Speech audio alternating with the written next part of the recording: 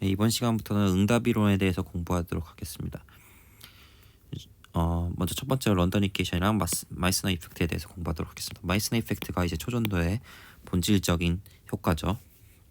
이제 맥스웰 방정식이 다음과 같이 있고, 이제 런던 두 분은 마이스너 효과가 나타나는 필요 조건으로서 이 전류 밀도가 벡터 포텐셜에 비례한다는 것을 알아냈습니다. 정상 상태에서, 그러니까 시간에 의존하지 않는 상태에서 컨티뉴어스 이퀘이션을 연속 방정식을 고려하게 되면은 이 시간에 의존 정상 상태이기 때문에 이 부분이 제로가 되고요. 그래서 이 다이버전스 J가 제로가 되는데 이로부터 다이버전스 A도 제로가 된다는 것을 알 수 있습니다. 또한 이를 만족하도록 다이버전스 A가 제로가 되도록 게이지를 초이스하는 것을 우리가 런던 게이지라고 합니다. 이제 자기장에다가 B를 걸면은 다음 같은 관계식이 나오는데요.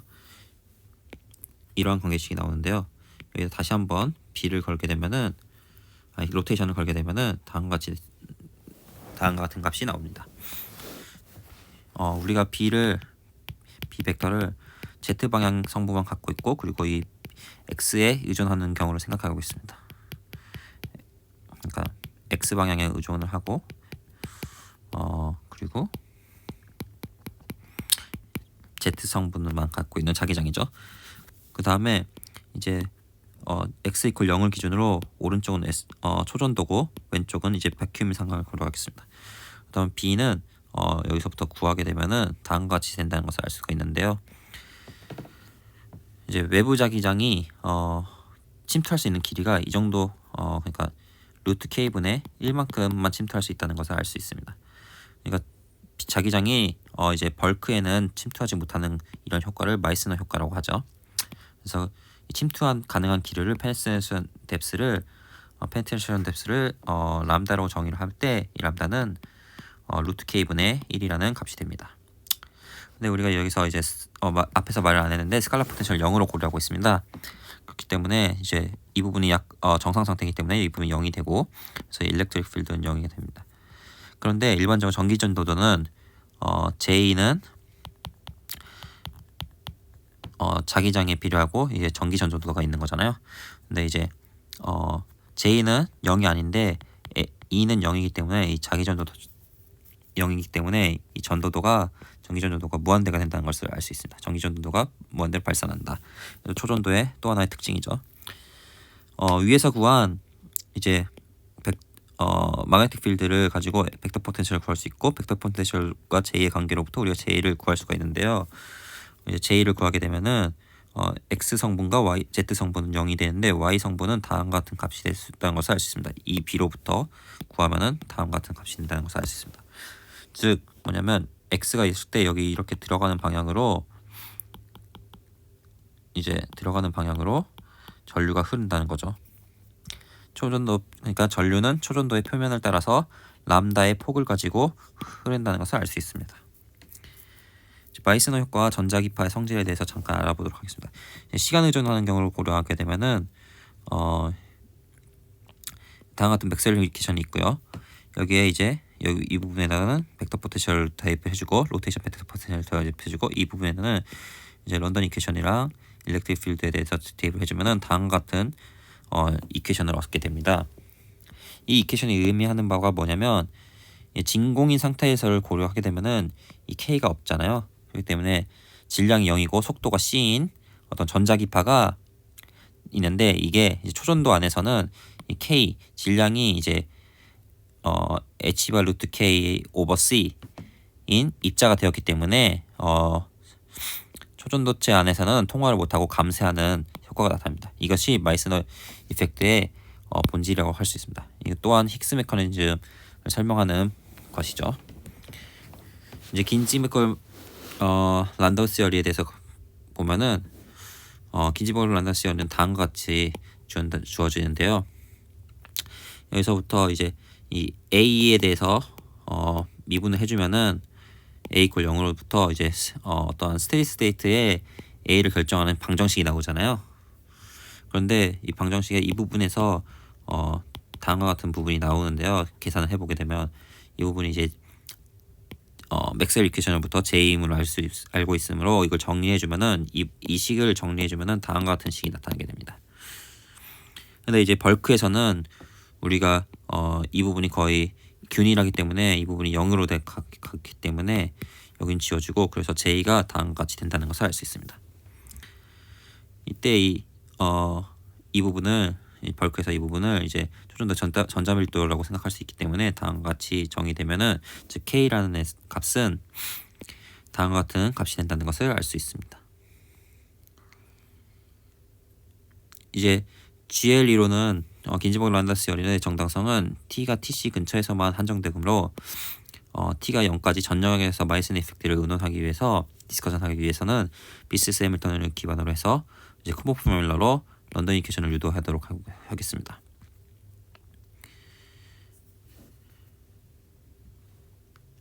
외부 전자기장 하에서 전화 전류 응답 함수에 대해서 공부하도록 하겠습니다. 이제 벡터 포텐셜과 스칼라 포텐셜이 다음과 같이 있는 어떠한 시스템에서 이제 B는 시스템을 고려하겠습니다. B는 다음과 같이 정의가 되고 E는 다음과 같이 정의가 되겠죠. 그러니까 B랑 E 필드가 인가된 개라고 생각할 수 있습니다. 그러면 이 익스터널 해밀토니안은 다음과 같이 적힌다는 것을 알 수 있습니다. 이때 이 로와 이 J는 다음과 같이 정의가 되겠죠. 그래서 로는 이제 전화 밀도 연산자가 되고요. J는 이제 전류 밀도 연산자가 됩니다.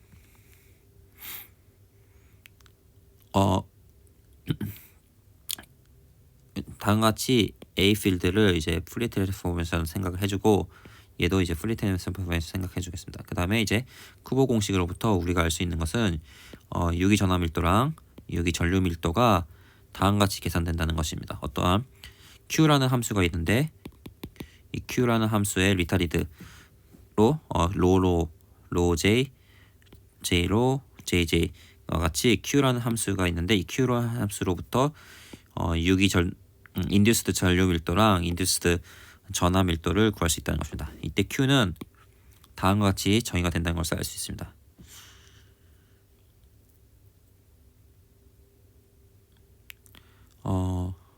그리고 이제 얘에 대해서 얘도 이제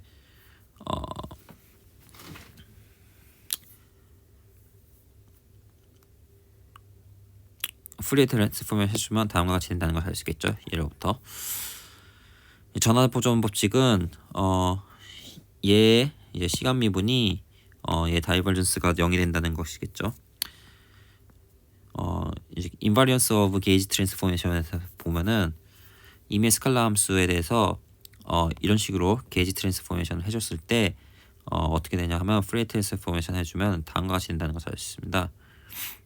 이 변환 후에 이 값을 여기에 대입을 해도 이 값 물리량 자체는 변하면 안 되잖아요. 게이지 인바리언스가 있어야 되기 때문에. 그래서 여기에 대입을 하게 되면은 다음과 같은 이퀘이션을 얻게 됩니다.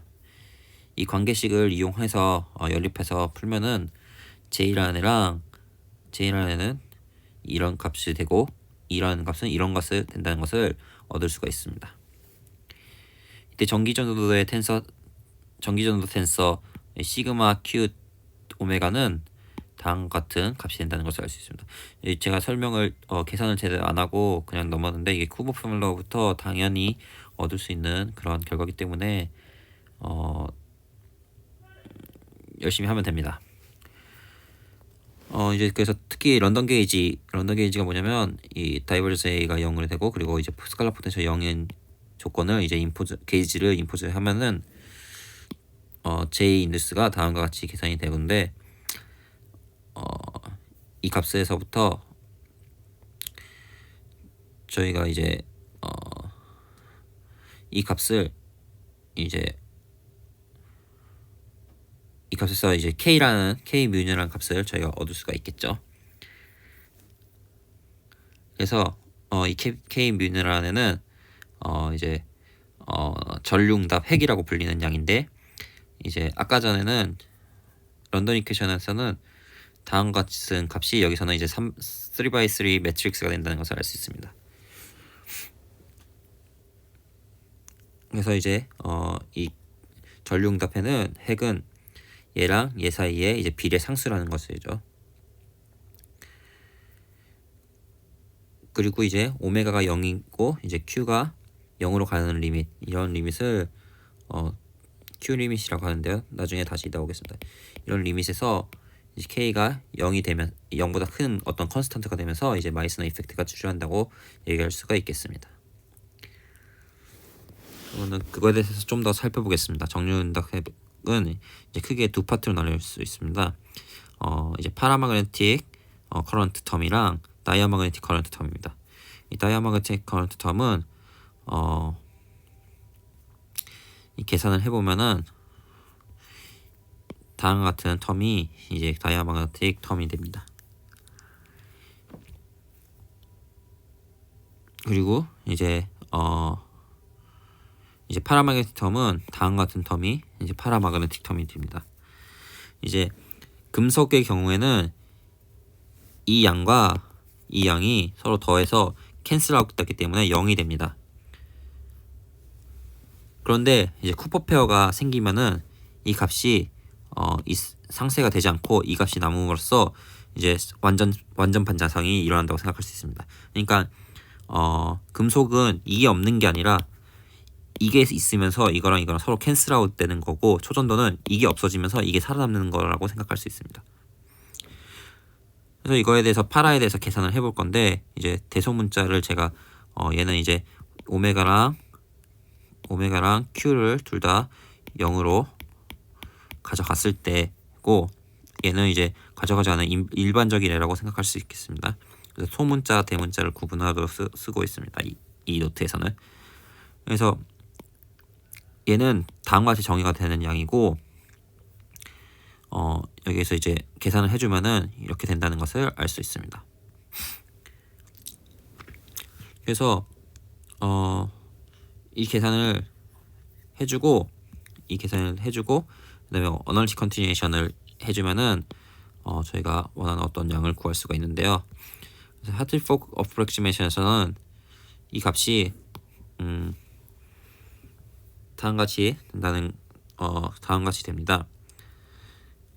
다음같이 근사를 할 수가 있는데, 이 부분은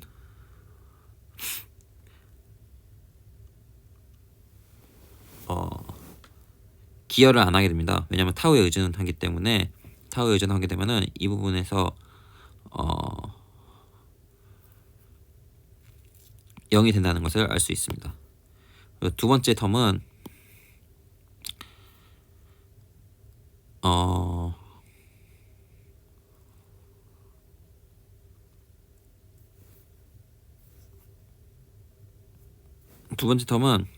이제 타우가 0보다 크다고 생각하게 되면은 이 텀은 다음과 같이 계산이 되고요. 이 f는 어노멀러스 그린스 펑션으로 저희가 다 지난 시간에 공부를 했죠. 그래서 여기 정의가 있네요. 그리고 이 계산을 하게 되면은 다음과 같이 정의가 됩니다. 그래서 이 값과 이 값을 곱한 이제 세컨드 텀은 그리고 서드 텀에 대해서는 이 값과 이 값을 계산을 하게 되면 되죠. 그래서 이 결과 세컨드 텀이랑 서드 텀이랑 다 계산 결과를 더하게 되면은 이 1번식이 다음과 같이 계산 결과가 나타난다는 것을 알 수 있습니다. 이 K 뮤뉴가 다음과 같이 계산이 되고, 이때 L이라는 애는 다음과 같이 정의가 되는 양입니다. 이때 오메가 Q가 먼저 0으로 보내게 되면은 이 L이라는 값이 다음과 같이 계산이 된다는 것을 알 수가 있고요. 그 다음에 이제 오메가를 보낸 다음에 제로로 보낸 다음에 이제 Q를 0으로 보내면은 되겠죠. Q를 0으로 보내면 이 K 뮤뉴가 K 뮤뉴에 아까 처음 설명드렸듯이 00이 K 뮤뉴가 되므로 K 뮤뉴의 파라죠. 파라. 잘못했습니다. 이 부분이 파라가 되고 이 부분은 다이아몬드 둘 다 더한 텀이네요. 다음과 같이 계산이 된다는 것을 알 수 있습니다.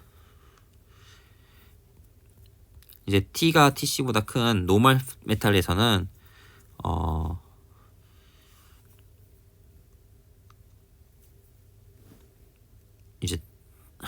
이 계산들을 쭉 팔로우 하시면은 이 K 뮤유가 다음과 같이 계산이 돼서 결국에는 0이 된다는 것을 알 수 있습니다. 즉 마이스너 이펙트가 발현되지 않는다는 것을 알 수 있습니다.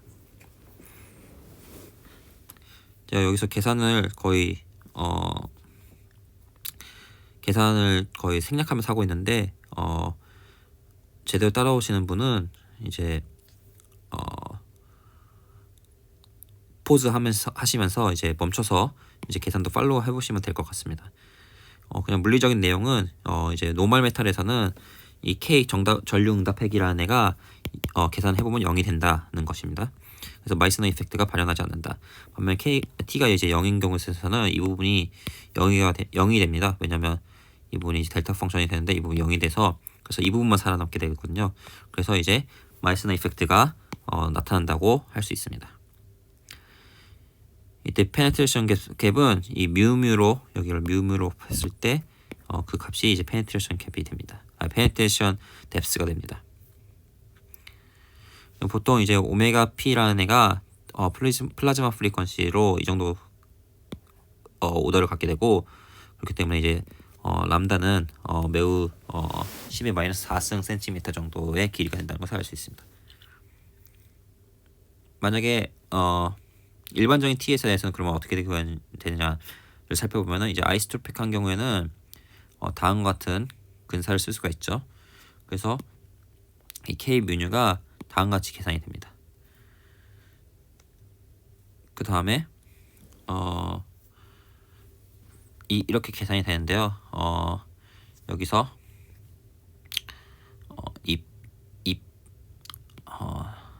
C과 P를 이제 썸메이션을 다음과 같이 쿠시에 대한 인테그랄로 바꿔주고 계산을 쭉쭉 해주게 되면은 결과로서 다음과 같은 값을 얻게 됩니다. 그리고 이때 람다라는 애는 이러한 의존성을 갖는 애가 되겠죠. 페네트레이션 뎁스도 이러한 T에 의존을 한다는 것입니다. 그래서 이제 TC 근처에서는 이 값이 되고 이제 TC 근처에서는 다음과 같은 값이 되고 이제 T가 0 근처에서는 다음과 같은 값이 되므로 이제 람다 L을 이제 람다 T로 그래프를 그려보면 다음과 같이 된다는 것을 알 수 있습니다.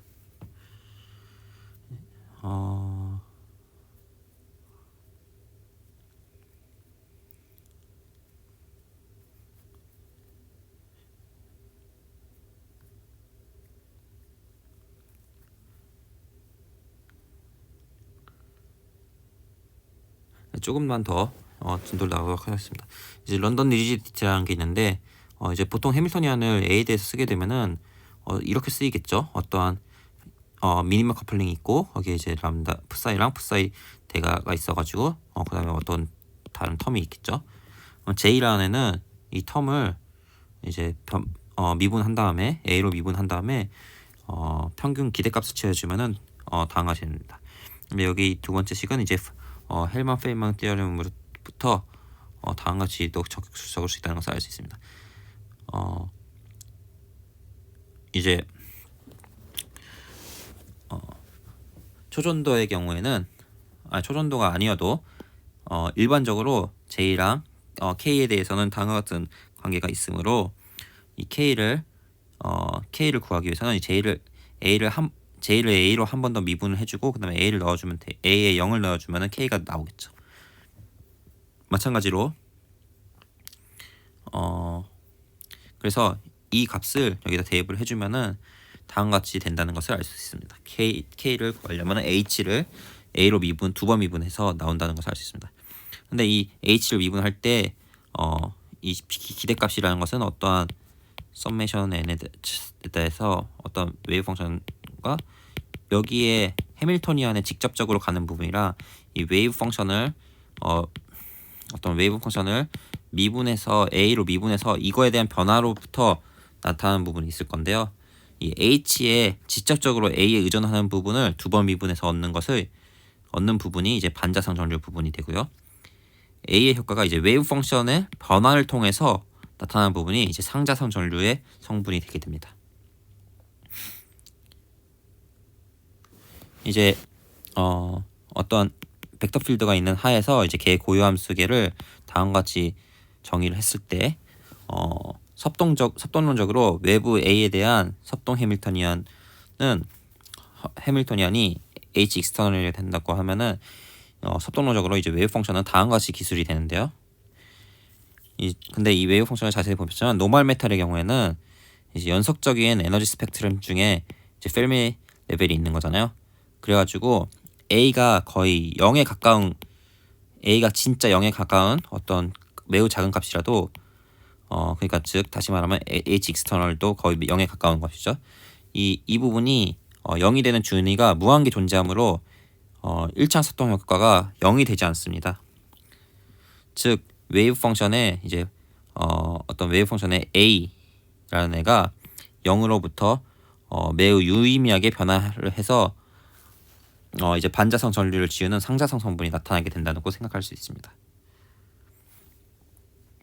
반면에 이제 초전도의 경우에는 이제 t = 0의 경우를 생각해 보면은 이 갭이 있기 때문에 이 부분이 항상 0이 되는 준위가 없습니다. 왜냐하면 갭으로부터 갭이 있기 때문에. 그래서 매우 작은 A의 경우를 생각했을 때 초전도의 기체 상태의 웨이브 펑션은 거의 아무런 영향을 받지 않는다고 생각할 수 있습니다. 그렇기 때문에 그라운드 스테이트가 외부 섭동에 의해서 이제 리지드하게 되는데요. 이러한 것을 이제 런던 리지디티라고 합니다. 그렇다면 이 런던 리지디티를 배웠을 때 밴드 인슐레이터의 경우에도 갭이 있는데 왜 마이스너 이펙트가 안 나타날까요? 이거에 대해서 충분히 자연스러운 질문을 할 수가 있는데 이제 위에서의 이 식을 K 뮤니에 대해서 이제 일반적인 Q랑 오메가를 가진 값을 고려하도록 하겠습니다. 쿠보 포뮬러부터 앞에서 배웠던 값이죠. 다음과 같이 된다는 것을 알 수가 있는데요. 여기서 이제 J는 이제 상자성 전류 밀도 오퍼레이터고 다음과 같이 정의가 되는 값입니다. 양자역학적으로 이렇게 된다는 걸 알고 있죠. 이때 웨이브 펑션이 어떤 Cn의 어떤 스핀 아이겐 펑션이랑 블로크 아이겐 펑션이랑 이제 어널레이션 오퍼레이터 이런 값으로 기술된다고 푸사이가 이런 값으로 되는 애라고 생각하고, 그리고 이제 H는 해밀토니안은 다음과 같은 값이라고 생각해 보도록 하겠습니다. 즉 H가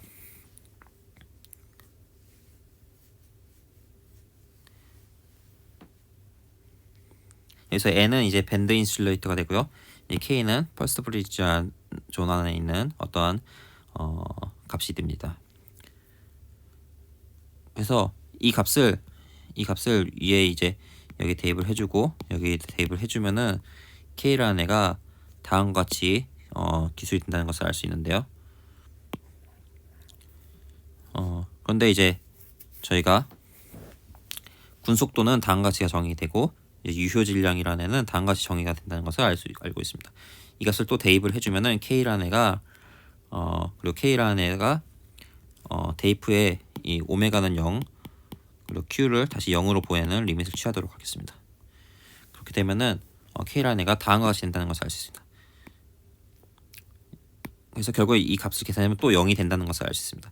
즉 이제 K 뮤뉴를 계산했을 때 이제 저희가 밴드 인슐레이터를 생각했는데 페르미 레벨의 위치에 관계없이 0이 된다는 것입니다. 이러한 해밀토니안을 고려했을 때는. 즉 이게 무슨 말이냐면 저런체처럼 이제 이온 포텐셜의 효과로 인해서 페르미 레벨이 갭이 나타나는 경우, 이온 포텐셜의 효과로 인해 페르미 레벨 갭이 나타나는 경우에는 마이스너 이펙트가 나타나지 않는다는 것입니다. 런던 리지디티로 돌아가서 생각해 보면은 이제 에너지 분모가 0이 항상 되지 않더라도 이 부분에서 표현하듯이 다수의 밴드가 기여를 해서 충분한 오실레이터 강도를 충분한 진동자 강도를 주어지게 되면은 이 A가 0으로 가는 거의 0인 상황에서도 웨이브 펑션에 유한한 변화가 나타나기 때문이라고 생각할 수도 있습니다. 그렇다면 이제 이온 포텐셜이 아닌 이제 전자 간의 상호작용에 의해서 이제 갭이 나타나는 경우에는 마이스너 이펙트가 나타날지에 대해서 궁금할 수 있는데요.